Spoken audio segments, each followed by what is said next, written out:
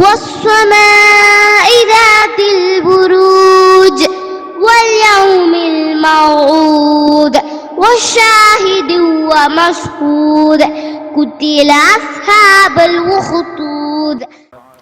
فقد قال الله تعالى في محسن تنزيل العظيم والفرقان المجيد: أعوذ بالله من الشيطان الرجيم. بسم الله الرحمن الرحيم.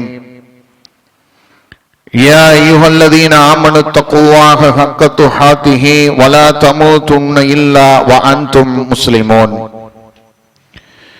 கண்ணியத்திற்குரிய எல்லாம் அல்ல அல்லாஹுவின் நல்லடியார்களே, அருமை சகோதர சகோதரிகளே, அல்லாஹுடைய ஒரு மாபெரும் பேரருளால் மகத்தான இந்த ஜும்மாவுடைய நாளில் அல்லாஹுவை வணங்கி வழிபட வேண்டும் என்கின்ற ஒரு நல்ல நோக்கத்திலே அல்லாஹுடைய இல்லத்திலே ஒன்று கூடி இருக்கின்றோம். இந்த நேரத்தில் நபிகள் பெருமகனார் ஸல்லல்லாஹு அலைஹி வஸல்லம் அவர்கள் நமக்கு கற்றுத்தந்த அடிப்படையிலே தொழுகைக்கு முன்பாக ஆற்றப்படக்கூடிய இந்த உரையில் இதயங்களை ஈர்த்த இறை தூதர் ஸல்லல்லாஹு அலைஹி வஸல்லம் என்கின்ற தலைப்பு வழங்கப்பட்டுள்ளது. அருமை சகோதர சகோதரிகளே, உலகம் தோன்றிய காலத்திலிருந்து நாம் வாழ்ந்து கொண்டிருக்கக்கூடிய இந்த காலம் வரைக்கும் மனித சமுதாயம் பல்வேறு தலைவர்களை பார்த்துவிட்டது. தோன்றிய தலைவர்களில் பலர் அவர்கள் வாழும் பொழுது மக்கள் மத்தியிலே பல்வேறு தாக்கங்களை ஏற்படுத்தி இருப்பார்கள். அவர்களை நேசிக்கக்கூடிய தொண்டர்கள் அந்நேரத்திலே உருவாகி இருப்பார்கள்.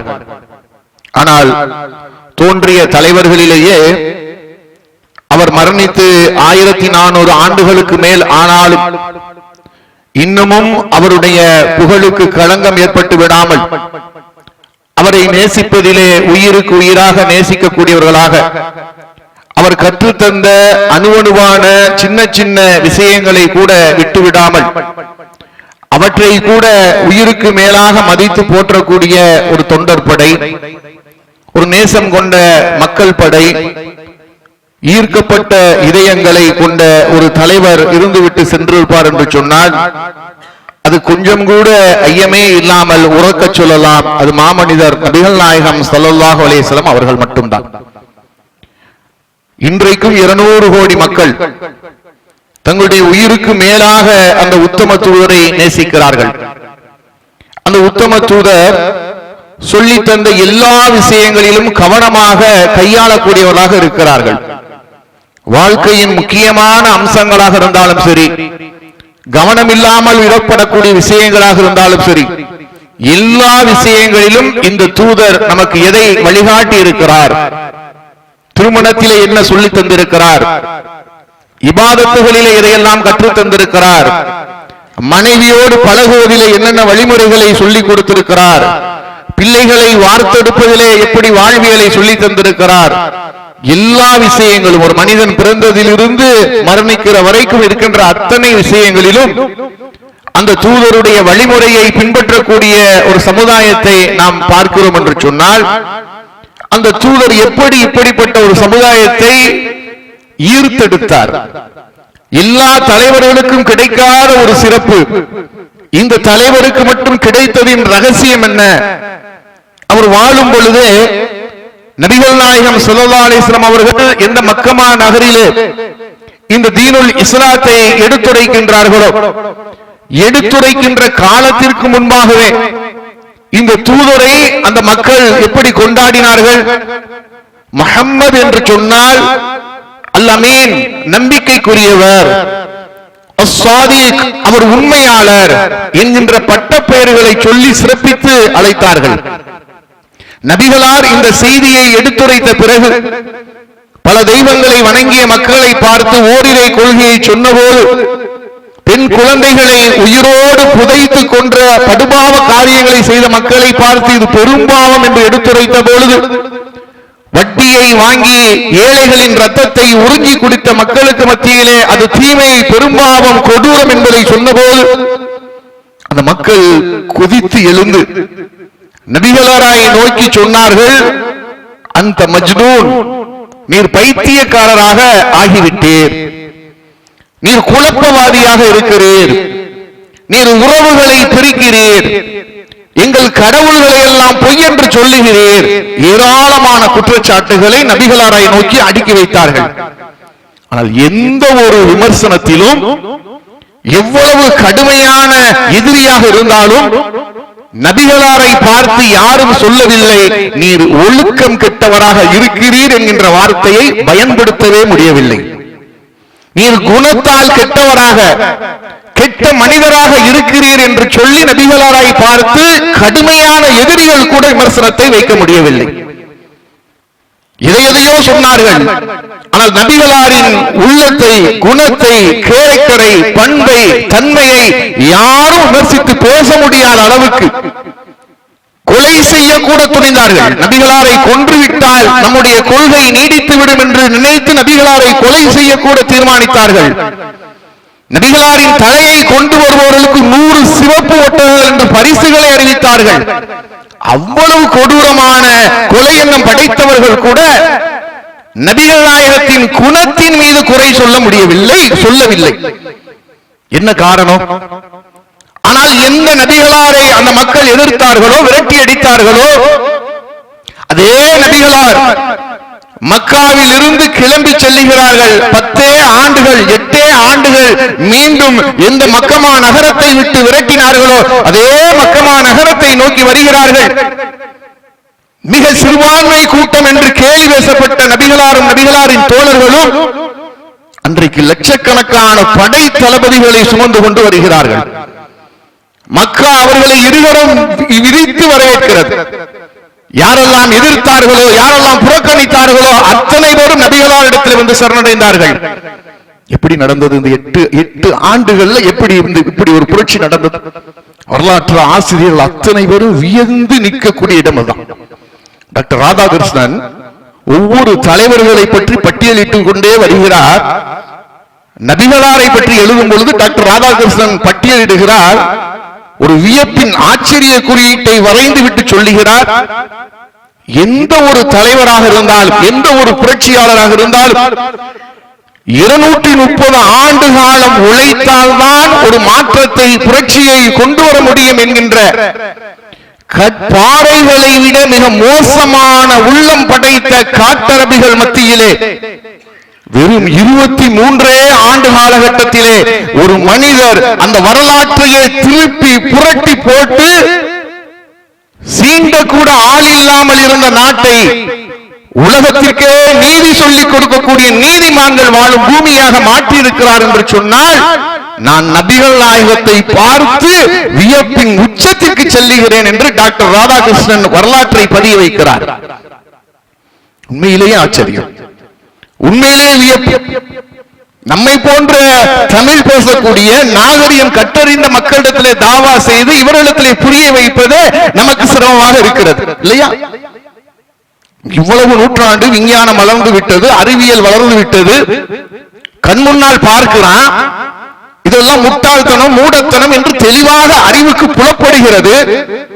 இப்பொழுது இருக்கிற சமுதாயத்தில் தலைமுறையிடத்தில் போய் இஸ்லாத்தை எடுத்துரைப்பது மிகப்பெரிய சிரமமாக இருக்கிறது. அன்றைக்கு அறிவியலும் கிடையாது, விஞ்ஞானமும் கிடையாது. அந்த பாலைவன மணலிலே வாழ்ந்தவர்கள் உள்ளங்கள் இறுகி போனவர்கள். பெற்ற மகளை உயிரோடு புதைக்கிறானா, அப்ப எவ்வளவு பெரிய கல்லஞ்சக்காரன். அவனிடத்தில் போய் பேசி அவனிடத்தில் வென்றெடுத்து அவனை இந்த கொள்கைக்கு சொந்தக்காரனாக ஆக்க வேண்டும் என்று சொன்ன சாதாரண காரியம் கிடையாது. என்ன விடை? இந்த கேள்விகளுக்கெல்லாம் என்ன விடை, என்ன பதில்? அல்லாஹ் திருமறை குர்ஆன்ல மிக அழகாக பதில் உரைக்கிறான். எப்படி நீ வென்றெடுத்தாய், எதை வைத்து இந்த மக்களை ஈர்த்தெடுத்தாய், இதயங்கள் எல்லாம் உன்னை நேசிக்கக்கூடியவனாக எப்படி மாறியது? அல்லாஹ் திருமறை குர்ஆனில் மிக அழகாக சூரா ஆல் இம்ரானிலே சொல்லி காட்டுகிறான். ஃபபிமா ரஹ்மத்தின் மினல்லாஹ், அல்லாஹ்வுடைய அருளின் காரணத்தினால் நீர் அவர்களிடத்திலே மென்மையாக நடந்து கொள்கிறீர். நபிகளாருடைய வெற்றிக்கு அச்சாணியாக அல்லாஹ் பதிய வைக்கக்கூடிய செய்தி என்ன? நபிகளாருடைய அழகான ஒரு குணம். நபிகளாரின் மென்மையான குணம், எல்லோரையும் ஈர்த்தெடுத்த அந்த குணம். அதனால்தான் அல்லாஹ் திருமறை குர்ஆனிலே அந்த ஆயத்தில் தொடர்கிறான், நீர் மட்டும் கடுகடுப்பானவராக கடின உள்ளம் கொண்டவராக இருந்திருந்தால் அந்த மக்கள் உம்மை விட்டு வெறுண்டு ஓடி இருப்பார்கள். பலாப்பழத்தை நோக்கி ஈக்கள் எப்படி அப்படியே கூட்டம் கூட்டமாக வைக்கிறதோ, நபிகளார் எங்கு சென்றாலும் எங்கு இருந்தாலும் அவர்களை தேடி சஹாபாக்களுடைய கூட்டம் அப்படி குழுமியது என்று சொன்னால், நபிகளாரிடத்தில் இருந்த ஒரு சிறப்பான ஒரு விஷயம் என்னவென்றால் அவர்களுடைய மென்மையான குணம். எந்த அளவுக்கு மென்மை? இன்றைக்கு தலைவர்களை பார்க்கிறோம், ஆளுமை திறனை வைத்திருக்கக்கூடியவர்களை பார்க்கிறோம், அவர்களிடத்திலேயே மென்மை இருக்கும். எப்ப இருக்கும் தெரியுமா? மக்கள் மன்றத்தில் மக்களை பார்க்கும் பொழுது விளம்பரத்துக்காக, அரசியலுக்காக தன்னை மென்மைவாதிகளாக, நளினவாதிகளாக அடையாளப்படுத்திக் கொள்வார்கள். ஆனால் அவர்களுடைய பதவிக்கோ, அவர்களுடைய பெயருக்கோ, அவர்களுடைய புகழுக்கோ ஏதாவது ஒரு களங்கத்தை ஏற்படுத்தக்கூடிய சம்பவங்கள் நிகழ்ந்தால், அதுவும் தன்னுடைய பதவிக்கு கீழே இருப்பவர்கள் தன்னிடத்தில் அப்படி நடந்து கொண்டால், மென்மையாக தெரிந்த அரசியல்வாதிகள் எல்லாம் கர்ண கொடூரனாக மாறிவிடுவார்கள். மக்களை வஞ்சிக்க துவங்கி விடுவார்கள். என்கிட்டயே உன்னுடைய வேலையை காட்டுறியா? நேற்றைக்கு வந்தவே என்னைய நீ ஏறி மிதிச்சு போகலான்னு பாக்குறியா? உன்னை நான் அட்ரஸ் இல்லாம ஆக்குறேன் பாரு என்று சொல்லி அப்படி ஒரு அரசியல் பண்ணக்கூடிய அரசியல் தலைவர்களை பார்க்கிறோம். நபிகளார் எந்த அளவுக்கு இருந்தாங்க? நபிகளார் ஆட்சி தலைவர், ஜனாதிபதி, ஒட்டுமொத்த அரபுலகத்துக்கும் ஜனாதிபதி. அரபுலகத்துக்கு ஜனாதிபதினா அன்றைக்கு இருந்த ரோம பேரரசும் பாரசீக பேரரசும் அவ்வளவு பெரிய வல்லரசுகளும் பயப்படக்கூடிய அளவுக்கு ஒரு ஆட்சி தலைவர். எந்த அளவுக்கு அவர்கள் கேட்பார்கள்? முகமது நபியின் தோழர்கள் படையில் இருக்கிறார்களா என்று கேட்பார்கள். ஆம் என்று பதிலளித்தால் பின்வாங்கி ஓடி விடுவார்கள். அப்படி ஒரு பயத்தை வல்லரசுகளுக்கு கொடுத்த ஒரு சக்தி வாய்ந்த ஆட்சி தலைவர். சாதாரணமாக ஒரு மக்காவை ஆட்சி செய்த, மதீனாவை ஆட்சி செய்த ஆட்சி தலைவர் அல்ல, ஒட்டுமொத்த உலகத்திற்கும் ஒரு மிகப்பெரிய ஒரு சிம்ம சொப்பனமாக விளங்கிய ஆட்சி தலைவர். அப்படிப்பட்ட ஆட்சி தலைவர் நபிகள் நாயகம் தன்னுடைய தோழர்களோடு கழுத்திலே நஜ்ரான் தேசத்திலிருந்து வந்த ஒரு துண்டை, ஒரு போர்வையை போர்த்தி கொண்டு வருகிறார்கள். அந்த துண்டு மிக கடுமையான அந்த கம்பளி மாதிரி ஒரு ரொம்ப ஒரு ஹார்டான பொருள், அதை போர்த்தி கொண்டு வர்றாங்க. அப்போ ஒரு காட்டு அரபி, அதாவது கிராமத்தில் இருந்து அந்த நகரத்திற்கு வரக்கூடிய, கிராமப்புறத்திலிருந்து வரக்கூடிய, கூட்டத்திலிருந்து வரக்கூடிய ஒரு கிராமவாசி நபிகளாரை பார்த்த உடனே அவரை பாய்ந்து அவர் மீது இருக்கக்கூடிய துண்டை வைத்து இழுத்துக் கொண்டே செல்லுகிறார். எதுவரைக்கும்? முட்களாக இருக்கக்கூடிய அந்த முட்புதர் வரைக்கும் இழுத்து செல்லுகிறார். அந்த துண்டு ரசூலுல்லாஹ்வுடைய கழுத்துல பட்டு இழுபட்டதால் அவங்களுடைய சிகப்பு மேனியில இன்னும் உதிரம் கொப்பளிப்பது போல் காட்சி அளிக்கிறது. இப்படி ஒரு சம்பவத்தை இன்றைக்கு இருக்கக்கூடிய ஆட்சியாளர் வார்டு கவுன்சிலர்ட்ட செய்யட்டுமே. ஒரு வார்டுக்கு கவுன்சிலர் இருப்பார்லங்க, அவர் ஏரியாக்குள்ள வர்றாரு, நீ எனக்குரிய உரிமையை கொடு என்று சொல்லி அவர் கழுத்துல கிடக்கிற துண்டை இழுத்தா சும்மா விட்டுவாரா? அந்த காட்டு அரபி, அந்த கிராம அரபி என்ன சொல்றாருன்னா, கழுத்துல கிடக்கிற துண்டை இழுத்து ரசூலுல்லாஹ் இழுத்து சொல்றாரு, உனக்கு அல்லாஹ் கொடுத்தது வந்து எனக்கு கொடு, நீதான் ஆட்சி தலைவர், எனக்குரிய உரிமையை கொடு என்று கழுத்தில் கிடக்கிற துண்டை கடன்காரனை இழுப்பதை போல் ரசூலுல்லாஹ் இழுக்கிறார். அப்படி ஒரு சம்பவம் நிகழ்கிறது. ஒரு ஆட்சி தலைவராக இருக்கக்கூடிய அல்லாஹ்வுடைய தூதர் கண்ணை காட்டியிருந்தா போதும் சஹாபாக்கள் பாய்ந்து அவரை தலையை துண்டாக எடுத்திருப்பாங்க. ரசூலுல்லாஹ் என்ன செஞ்சாங்க தெரியுமா? அந்த நேரத்திலையும் புன்சிரிப்பு, அந்த நேரத்திலையும் புன்சிரித்துக் கொண்டு சொல்றாங்க, இவர் கேட்பதை எல்லாம் கொடுத்து அனுப்புங்கள். முடியுமா? யதார்த்த வாழ்க்கையில நம்மை நினைத்து பார்ப்போமே, நம்மை அந்த இடத்துல வைத்து எடுத்து பாருங்க, நினைத்து பாருங்க. நம்மை ஒருவர் இப்படி செய்யறார், ஒரு ஜமாத்துடைய தலைவராக இருக்கிறோம், வீதியில போகிறோம், எப்ப எனக்குரிய ஜக்காத்தை குடு என்று சொல்லி இழுக்கிறார், என்ன செய்வோம்? ரொம்ப கடுமையாக உள்ளத்தில் நடந்து கொள்வோமா இல்லையா? எதிர்ப்பை கடுமையாக காட்டுவோமா இல்லையா? அல்லாஹ்வுடைய தூதரிடத்துல சின்ன ஒரு எதிர்ப்பு கூட இல்ல, மிக அருமையாக சிரித்துக் கொண்டே சொல்றாங்க, இந்த மனிதர் கேட்பதை எல்லாம் அவருக்கு கொடுங்க. இது அல்லாஹ்வுடைய தூதரை பார்த்து அந்த கூட்டம் ஈர்க்கப்பட்டதற்கு அற்புதமான ஒரு குணம். மற்றொரு இடத்துல ரசூல் ஸல்லல்லாஹு அலைஹி வஸல்லம் அவருடைய மனைவி ஆயிஷா ரலியல்லாஹு அன்ஹா வர்றாங்க. எதிரே வரக்கூடிய ஒரு யூதன் வேண்டுமென்றே வம்பிழுப்பதற்காக நேசத்தில் பாசத்தில் சொல்லல, வேண்டுமென்றே ரசூலை வம்பிழுப்பதற்காக சொல்லுகிறான், யா முஹம்மத் அஸ்ஸலாமு அலைக்கும். பொதுவாக அஸ்ஸலாமு அலைக்கும்னா உங்கள் மீது சாந்தி உண்டாகட்டும், லாவ கற்பனிட்டு அஸ்ஸலாமு அலைக்கும்னா உமக்கு மரணம் உண்டாகட்டும் என்று அர்த்தம். அது ஒரு இலக்கண நடையோட ரசூலுல்லாஹ் பார்த்து சொல்றான். ரசூலுல்லாஹ் அதை புரிந்து கொண்டார்கள். பதிலுக்கு அதே பாணியில வாலைக், உனக்கும் அது உண்டாகட்டும். எனக்கு நீ சாந்தியை கேட்டால் உனக்கு சாந்தி, எனக்கு மரணத்தை கேட்டால் உனக்கு மரணம். அதில் கோபப்படவில்லை, எரிச்சல் படவில்லை, கடுப்படையவில்லை, அழகா பதில் சொன்னார்கள் வாலைக். ஆனால் அருகாமையில் இருக்கிற ஆயிஷா அம்மாவுக்கு பொறுக்கல. நம்முடைய உயிருக்கு உயிரான பாசத்துக்குரிய ஒரு கணவரை பார்த்தவன் மரணித்து போ என்று சொல்லுகிறான் என்று சொல்லி கோபத்திலே கொப்பளிக்கிறார்கள். கடுமையாக அவனை திட்டுறாங்க யூதனை. ரசூலுல்லாஹ் சொல்றாங்க, ஆயிஷாவே ஏன் இவ்வளவு கோபப்படுற? நான் தான் அவனுக்கு பதில் அளித்து விட்டேன், நீ கவனிக்கவில்லையா? எவ்வளவு அழகான ஒரு ட்ரீட்மெண்ட்.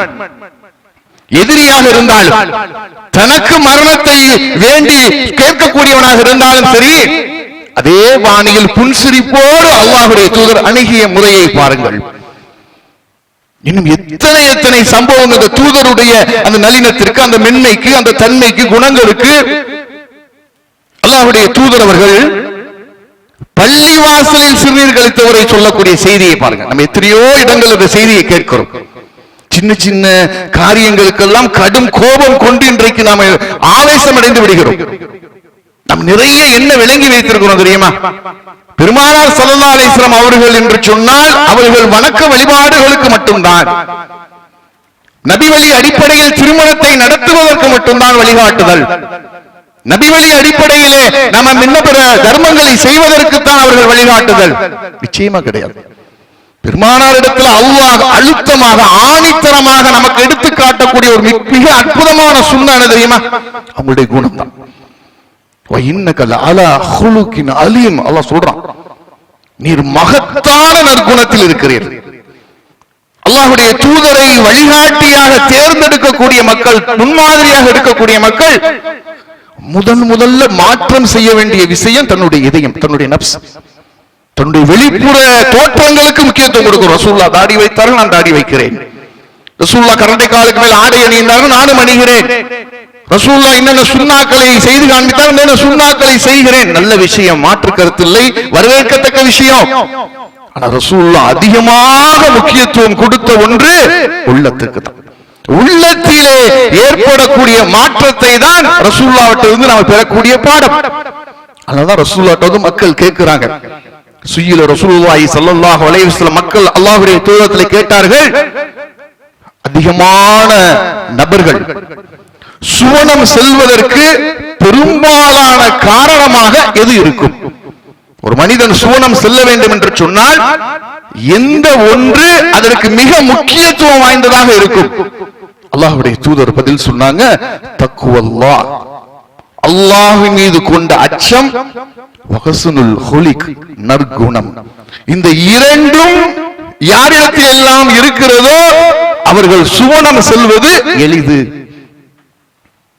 தக்வல்லாவை பற்றி நமக்கு சொல்லி தந்த அல்லாஹ்வுடைய தூதர் அதை வாழ்க்கையில் எப்படி கடைபிடிக்கிறாங்க?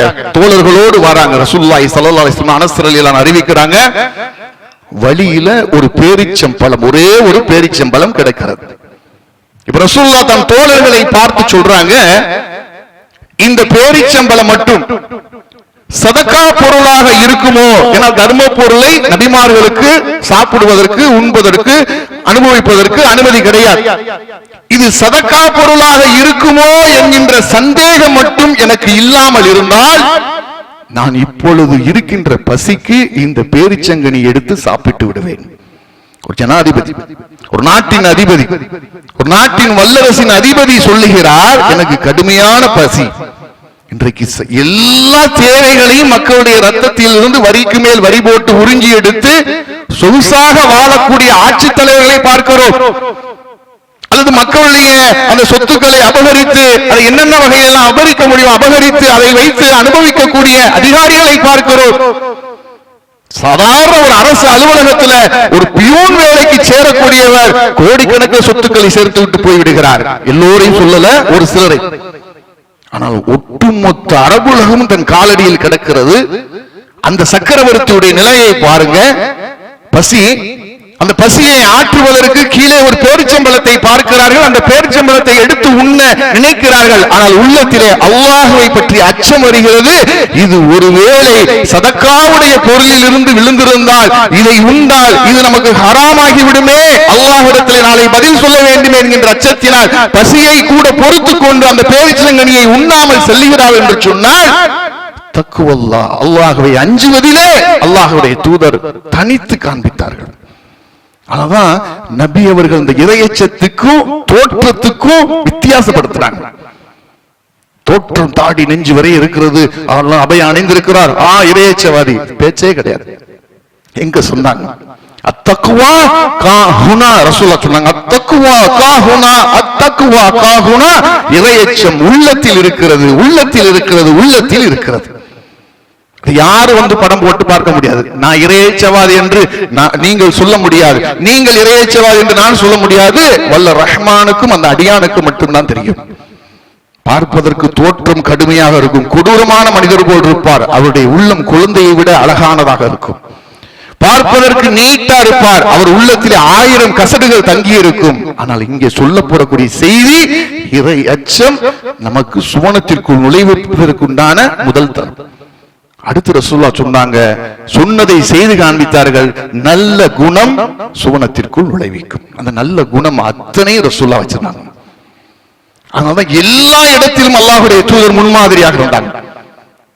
ஒரு அரசியல் தலைவர் ஆன்மீக விஷயத்திலே தலையிட மாட்டார். பெரும்பாலும் அதுதான். அரசியல் என்றால் அது வேற, ஆன்மீகம் என்றால் இது வேற. நான் அதற்குள் வரமாட்டேன், நீ இதற்குள் வரக்கூடாது என்பதுதான் ஒப்பந்தமே. ஆனால் ஒரு அரசியல் தலைவர், ஒரு நாட்டின் சக்கரவர்த்தி ஆன்மீகத்தில் இருக்கக்கூடிய விஷயங்கள் அனைத்திற்கும் வழிகாட்டுகிறார். ஒரு ஆன்மீக தலைவர் ஒரு அரசு எப்படி நடத்தப்பட வேண்டும் என்பதற்கு வழிகாட்டுகிறார். ஒரு அரசியல் தலைவராக, ஆன்மீக தலைவராக இருந்து கொண்டு சிறந்த குடும்ப தலைவராக மின்னுகிறார். நிறைய ஆன்மீகவாதிகள் என்ன சொல்வாங்க? எங்களுக்கு குடும்பம் கிடையாது, எதுவும் கிடையாது, நாங்கள் தனித்தவர்கள், எல்லாவற்றையும் துறந்தவர்கள். நபிகளார் அதிலும் சாதித்து காட்டுறாங்க. இறைவனை வணங்கணும், இறைவழியில் போகணும்னா எங்களுக்கு குடும்பம் அதற்கு தடையாக இருக்கும், பிள்ளைகள் அதற்கு தடையாக இருக்கும். நாங்கள் இறைவனுக்காக எல்லாவற்றையும் துறந்து விட்டு போகிறோம். இல்ல, அப்படியும் ஜெயிக்க முடியும், ஜொலிக்க முடியும் என்பதை ரசூலுல்லாஹ் நிரூபித்து காட்டுறாங்க. Open declare. எந்த தலைவரும் சொல்ல முடியாது இப்படி ஒரு டிக்ளர்.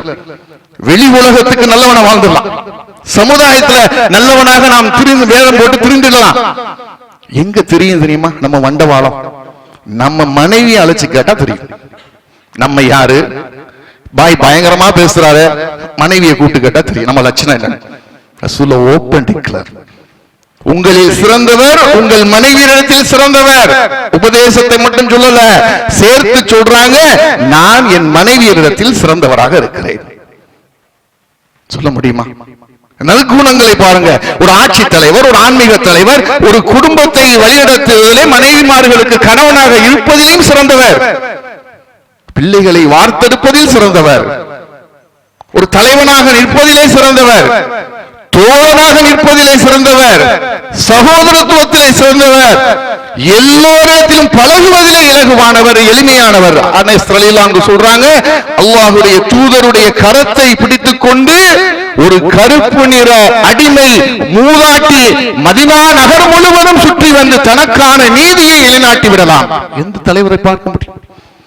ஒரு தலைவர், ஒரு சக்கரவர்த்தி, நாட்டின் ஆட்சி அதிகாரத்துக்கு அதை செய்யக்கூடியவர், அவரிடத்துல கையை பிடிச்சு ஒரு கருப்பு மூதாட்டி, அடிமை மூதாட்டி கூப்பிட்டு போய் மதீனாவின் எல்லையில் அந்த அம்மாவுக்கு ஒரு பிரச்சனை என்று சொன்னா இந்த தலைவரை அழைத்து கொண்டு சென்று அந்த பிரச்சனையை தீர்த்து விடலாம். அவ்வளவு இலகுவாக மக்களோடு பழகக்கூடியவர். கொஞ்ச நாள் காசு வந்துருச்சுன்னா, ஒரு நாள் பதவி பட்டம் வந்துருச்சுன்னா நம்ம நடந்துக்கிறதே வேற. நமக்கு கீழே உள்ள அந்தஸ்தில் இருக்கிறவங்கள்ட்ட நம்ம பேச மாட்டோம், சரியா அவங்களுடைய பேச்சை கேட்க மாட்டோம். நம்ம உறவினர்களையே கொஞ்சம் ஏழ்மை நிலையில இருந்தான்னு வைங்களேன், அவனை கொஞ்சம் ஒதுக்கி வச்சு தான் பாக்குறது. அவன் ஏதாவது பேசுறான், அதை ஒரு ரெஸ்பான்சிபிள் பண்ணல, சரி சரி போ. ஆனா அல்லாஹ்வுடைய தூதரிடத்தில் இதை நீங்கள் பார்க்கவே முடியாது.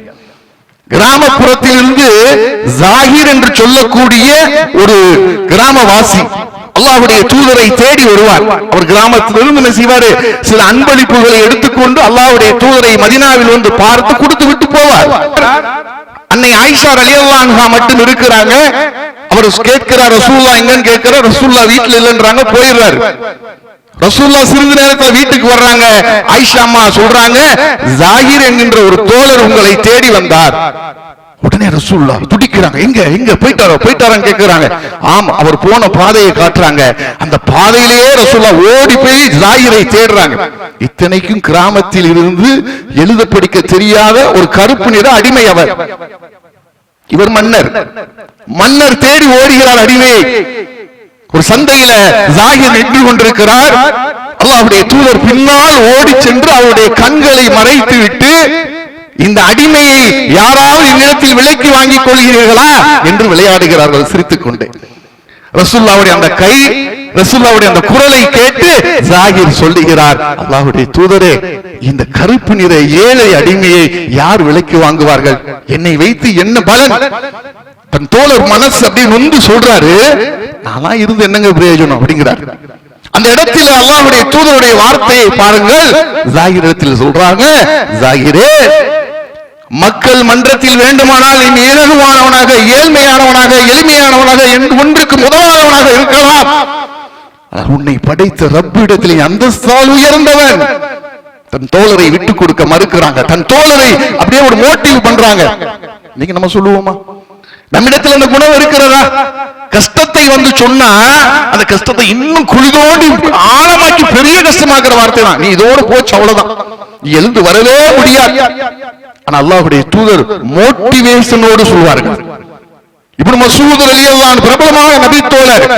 ஒரு நாள் ஒரு மரத்தின் மீது ஏறுகிறார். அந்த காற்றடித்ததில் அவருடைய அந்த கீழாடை விலகிறது. அவருடைய 2 கால்கள் தெரிகிறது. அந்த 2 கால்களும் கொஞ்சம் அவங்களுக்கு கொஞ்சம் சூம்பி போன கால்மாம்ல, சின்ன குச்சி காலா இருக்கும். சிலர் சிரிக்கிறாங்க அந்த கால்களை பார்த்து. அப்ப ரசூலுல்லாஹ் கேட்கிறாங்க, ஏன் சிரிக்கிறீங்க? இந்த கால்களை பார்த்தா நீங்கள் சிரிக்கிறீர்கள்? இந்த கால்கள் நாளை மீசானுடைய தராசிலை வைக்கும் பொழுது உஹது மலையை விட பலத்தால் அதிகரித்து நிற்கும். அப்படிப்பட்ட தியாகத்துக்கு சொந்தக்காரர் இப்னு மஸ்ஊத் என்று அந்த இடத்தில் தன் தோழருக்கு விட்டு கொடுக்காமல் ஒரு சிறந்த தோழராக அங்கே அல்லாஹ்வுடைய தூதர் இருக்கின்ற காட்சியை பார்க்கிறோம். எங்கேயும் பார்க்க, எல்லா இடத்திலும். அதான் வியப்பின் ஒரு ஆச்சரிய குறியீடுமாங்கல்ல. ஒரு தலைவர் தலைவராக வாழ்ந்துவிட்டு போகலாம், ஒரு ஆன்மீகவாதி ஆன்மீகவாதியாக வாழ்ந்துவிட்டு போகலாம், ஒரு குடும்ப தலைவர் குடும்ப தலைவராக வாழ்ந்துவிட்டு போகலாம். எல்லா இலாக்கா, எல்லா துறைகளிலும் சிறந்தவர் அல்லாஹ்வுடைய தூதர் அவர்கள். இந்த பண்புகள் தான் பெருமானாரை பார்த்து மக்கள் கூட்டம் கூட்டமாக இஸ்லாத்தை ஏற்றுக்கொள்வதற்கு காரணகர்த்தாக அமைந்தது. இன்றைக்கு நாமும் இஸ்லாத்தை ஏற்றிருக்கிறோம். இஸ்லாத்தை தெரு தெருவாக பிரச்சாரம் செய்து கொண்டிருக்கிறோம். ஆனாலும் ஈர்ப்பு என்பது குறைவாக இருக்கிறது என்று சொன்னால் சில நேரம் சுய பரிசோதனை செய்யணும். பெருமானார் அவரிடத்தில் பாடம் படித்த சஹாபாக்கள் தான் இந்த கடற்கரை வழியாக இந்தியாவுக்கு வந்தார்கள். மொழி தெரியுமா சஹாபாக்களுக்கு? இங்க இருந்த இந்திய மொழி, கேரளத்தில் பேசக்கூடிய மலையாளமோ அல்லது தமிழ்நாட்டில் பேசக்கூடிய தமிழோ அவர்களுக்கு தெரிந்ததா? மாலிக்கின் தினார் வரும் பொழுது தமிழையும் மலையாளத்தையும் கற்றுக்கொண்டு இங்க வந்து இறங்கினாரா, கரை இறங்கினாரா? இப்படி அவருக்கு பின்னால் லட்சக்கணக்கான கோடிக்கணக்கான இஸ்லாமிய சமுதாயம் உருவாகியது. அந்த மக்களிடத்தில் தென்பட்ட அழகிய குணம். அவர்கள் வெறுமனே மார்க்கத்தை வாய் வழியால் மட்டும் போதித்து விட்டு போகல, வாழ்வியலிலே பிரதிபலித்தார்கள், பிரகாசித்தார்கள். அதை பார்த்து, அந்த ஒளியை பார்த்து வியந்து இங்கே இஸ்லாத்தை நோக்கி ஓடி வந்தார்கள். இன்றைக்கு நம்மிடத்திலும் அந்த ரத்தினம் கொடுக்கப்பட்டிருக்கிறது. இஸ்லாம் என்கின்ற வைரம் நம்மிடத்திலும் கொடுக்கப்பட்டிருக்கிறது. நபிகளார் பிரகாசித்ததை போல, நபி தோழர்கள் பிரகாசித்ததை போல நாம் பிரகாசிக்கிறோமா? அதுதான் பாடம். இதை எங்களை ஈர்த்த இறை தூதர் என்று சொன்னால் அந்த இறை தூதரிடத்தில் நாம் பெறக்கூடிய பாடம் என்ன? அண்டை வீட்டாரை ஈர்க்க முடியல நம்மளால. பக்கத்து வீட்டுல இருக்கான், 10 வருஷம் 20 வருஷமா இருக்கிறான், அவன் கூட சண்டை. இந்தியாவுக்கும் பாகிஸ்தானுக்கு நடக்கிற போர் மாதிரி இவனுக்கு அவனுக்கும் சண்டை. உடன் பிறந்த சகோதரோடு சண்டை. ஒரு ஜான் நிலத்துக்காக காலம் காலமாக கோட்டுப்படி ஏறி இறங்குகிறார்கள். யார் அவர்கள்? ஒரு தாயின் கருவறையிலிருந்து முன்னும் பின்னும் வந்த சகோதரர்கள் ஒரு ஜான் நிலத்திற்காக அடித்துக் கொண்டு கிடக்கிறார்கள். இருக்க முடியல.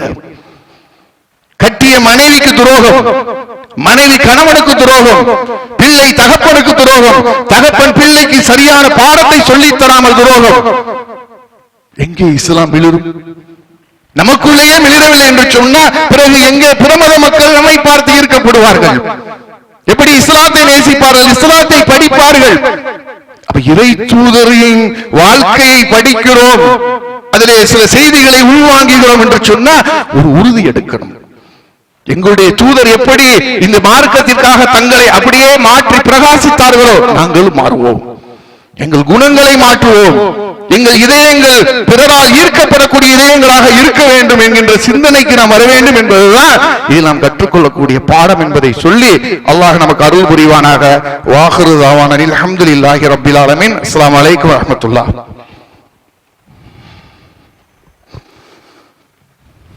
அஸ்ஸலாமு அலைக்கும் வரஹ்மத்துல்லாஹி வபரகாத்துஹு. அல்ஹம்துலில்லாஹ் அல்ஹம்துலில்லாஹி வஹதா. அன்பிற்கினிய சகோதர சகோதரிகளே, எல்லா வழிகேடுகளுடைய வாசலையும் பெருமானார் ஸல்லல்லாஹு அலைஹி வஸல்லம் அவர்கள் அடைத்து விட்டு சென்றாலும் அவ்வப்பொழுது சமுதாயத்திலே புதிதாக சில வழிகேடுகள் உருவாகி கொண்டே இருக்கிறது. ஷியாயிசம் என்று சொல்லக்கூடிய ஷியாக்களுடைய தோற்றத்திலிருந்து பல வழிகேட்ட கூட்டத்தினர் எப்படி உருவாகினார்கள் என்று சொன்னா, அளவு கடந்த மோகம், தனிநபர் மோகம். அலி ரலியல்லாஹு அன்ஹு அவர்கள் மீதும் அவருடைய குடும்பத்தார்கள் மீதும் ஒரு அளவு கடந்த மோகம் தான் ஷியாக்கள் என்கின்ற ஒரு பெரிய வழிகட்ட கூட்டத்தை உருவாக்கியது. அந்த தனிநபர் மோகம் என்பது யார் மீது நமக்கு இருக்கணும்?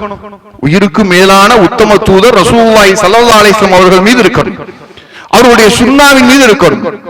அவர்களை நமக்கு தூதராக தந்த வல்ல ரஹ்மானின் மீது இருக்க வேண்டும். இதை தவிர்த்து எந்த ஒரு மனிதரின் மீதும் அளவு கடந்த மோகம் பற்றி வைப்பதற்கு நமக்கு அனுமதி கிடையாது. அது நம்மை வழிகேட்டில் கொண்டு போய் தள்ளிவிடும். ஆனால் அற்புதமான ஒரு தலைவரை பெற்றிருக்கக்கூடிய இந்த சமுதாயம் வழிகட்ட ஒரு கூட்டத்தினர் செய்வதை போல காரியங்களை சமீபத்தில் செய்து கொண்டிருப்பதை பார்க்கிறோம். ஜனவரி 28 சகோதரர் பழனி பாபா கொல்லப்பட்ட தினம். சமுதாய இளைஞர்கள் எப்படி மாறுறான் பாருங்க, எப்படி டைவர்ட் ஆகிறான் பாருங்க. உண்மையிலேயே நேசிக்க தகுதி வாய்ந்த சகோதரர் தான். இந்த சமுதாயத்துக்காக பல களம் கன்றவர் தான், பல வழக்குகளை பெற்றவர் தான், சிறைச்சாலைகளை நிரப்பியவர் தான். அதில் எல்லாம் நமக்கு மாற்று கருத்து கிடையாது. அவர் இப்படிப்பட்ட ஒரு கூட்டம் உருவாகுவதை விரும்பியா இவ்வளவு தியாகங்களை செய்தார்?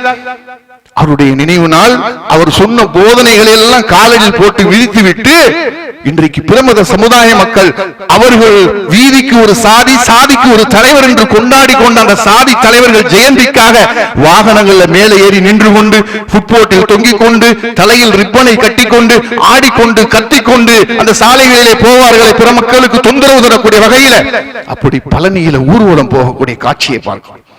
எப்படிப்பட்ட சமுதாயத்தின் இளைஞர்கள், எப்படிப்பட்ட தலைவருடைய தொண்டர்கள், நாம் எப்படி இருக்க வேண்டும்?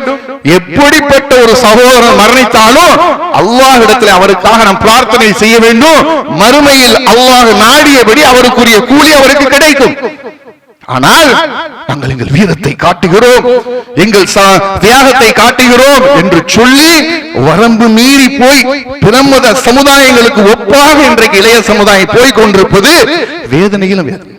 அல்லாஹ்வுடைய தூதர் எவ்வளவு அழகாக சொன்னார்கள், நீங்கள் பிரமத சமுதாயத்திற்கு, பிரமத கலாச்சாரத்துக்கு ஈடாக நீங்கள் ஒப்பாக நடப்பீர்கள் என்று சொன்னால் நீங்களும் அவர்களை சார்ந்தவர்கள் தான்.